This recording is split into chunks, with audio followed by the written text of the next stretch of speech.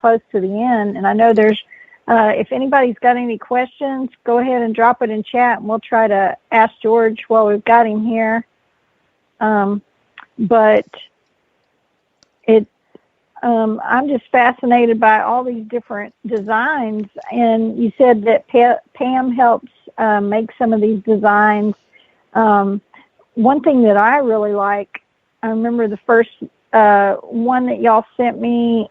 It might be that little, what do we call the little red one that I've got? In fact, I've got it in my room right now. It's at the foot of my bed.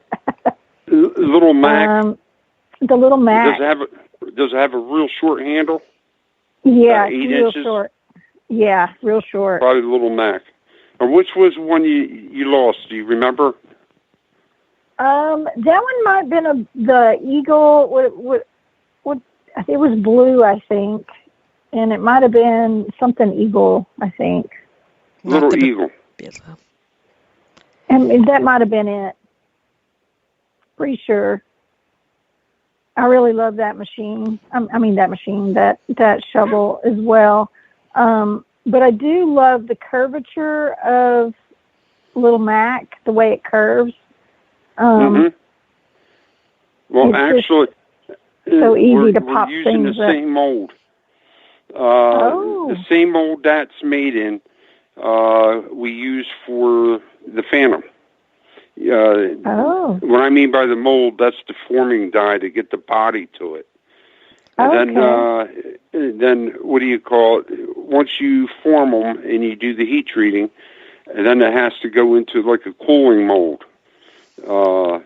And that's because the steel's like red hot. If you were just to throw it in a water thing, it would twist up into a piece of licorice. And usually what happens is steel, I wouldn't say like a piece of licorice, but it's not going to maintain its shape. It has to have a quench mold.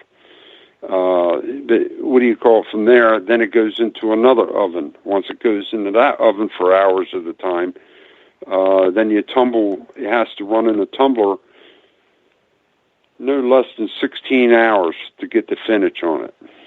There's quite a bit. These are all everything's made from scratch, from sheet metal, from pipe. We use nothing but the highest quality American steel you can get. You know, that's amazing. People don't realize how many steps you have to go through. It would be neat if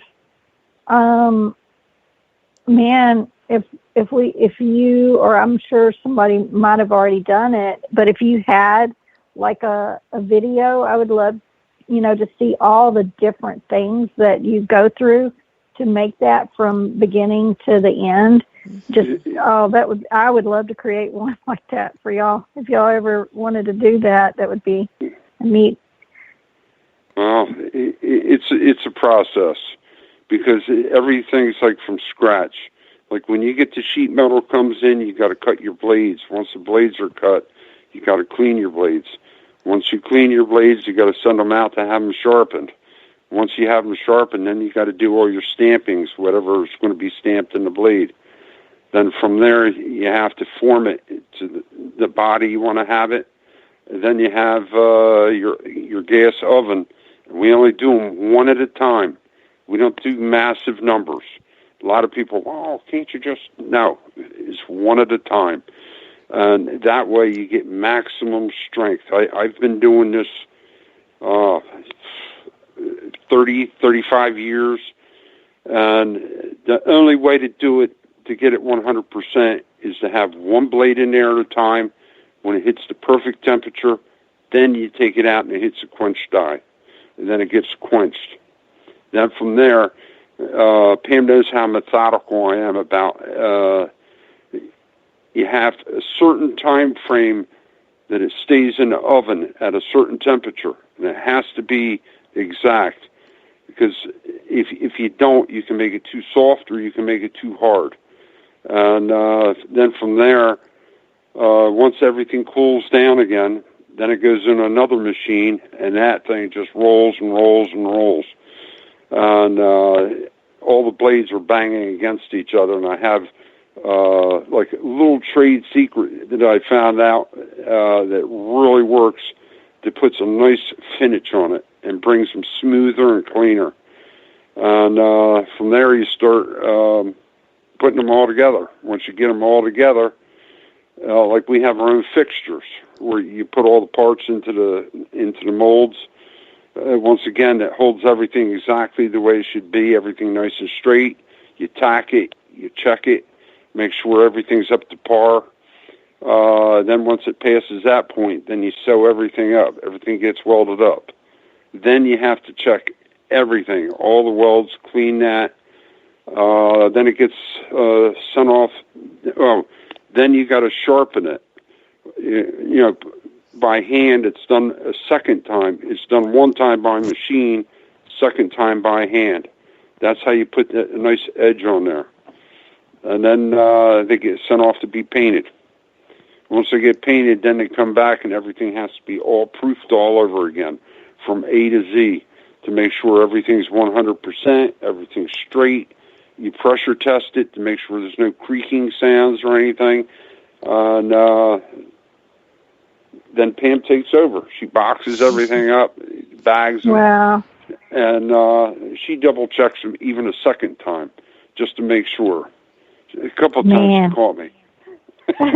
Well, you know what is amazing about all that is you're not going to get that anywhere else, because most places, most anything today that's made on an assembly line, it's not going to have that quality. So that's what makes your product so amazing, is all of that. And we've got a few more questions in chat that maybe you can answer quickly before we close. We're running out of time, unfortunately. Not a problem. But FLX Detectorist asked, what is the shovel of the future going to look like? You mentioned earlier there's one you're working on, a new one? Well, we have the Brute, and then we have a Hercules. The Brute's been taken off. It's a different blade altogether, but it has body like the Phoenix, Hurricane, like a number of our other tools. A lot of people, what we've been seeing, are starting to go over to the concave body, where the sides come up and the front and nose come up. Well, let me rephrase that. From the back to the nose, it's almost like a shell. And those have been really taking off. We still have the favorites, people like the V-shape, like you were saying with the little eagle. Mm-hmm. A lot of people still like them. But we've been seeing a lot of people going to the concave body shovel. Okay. Number one is probably the Phoenix. Everybody loves the Phoenix or the Hurricane. Like recently, the Ranger, which is a V-shaped body, has been picking up again in popularity. Oh. It's like it comes in waves. You get different things all the time. It just moves around. Like even for me to try to predict it would be impossible.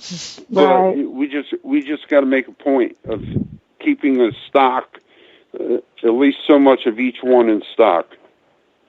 Like right wonderful. Now, the Pioneer, that has like a ball handle. It's more of like a survivalist shovel. I just haven't had the time to get into putting them together. It's like there's only so much I can do. It's not like it's a big crew here. It's not. We're just a family business trying to put out the number one high quality tool out there. Right. Because you lose something when you start mass producing, and you're getting more and more people involved. You just don't maintain that standard that you want to maintain. Because most of the people that I work with, I've been with for over 30 years, and I know what they do. I know what they're capable of, and they're good people. And they actually care about what they're doing. They know that if we don't do a good quality job, you're not going to get the business. You're going to be out of a job. We'll all be out of a job. But right. we take very good pride in what we do.